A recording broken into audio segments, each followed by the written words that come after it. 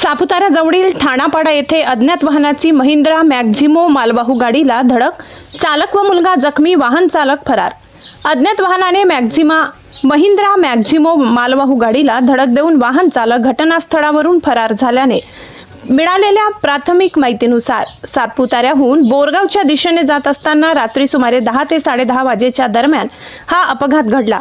ठाणापाडा परिसरात अचानक अज्ञात वाहनाने समोरून येत महिंद्रा मॅक्झिमो मालवाहू गाडीला जोरदार धडक दिली। या अपघातात मालवाहू गाडीचा चालक आणि त्यांचा मुलगा जखमी झाले। अपघातानंतर स्थानिक नागरिकांच्या मदतीने दोन्ही जखमींना तात्काळ सापुतारा येथील शासकीय रुग्णालयात उपचारासाठी दाखल करण्यात आले। दरम्यान अपघात घडवून अज्ञात वाहन चालक घटनास्थळावरून पळून गेला असून या प्रकरणी पुढील तपास सुरू आहे। संबंधित वाहनाचा शोध घेण्याचे काम सुरू आहे।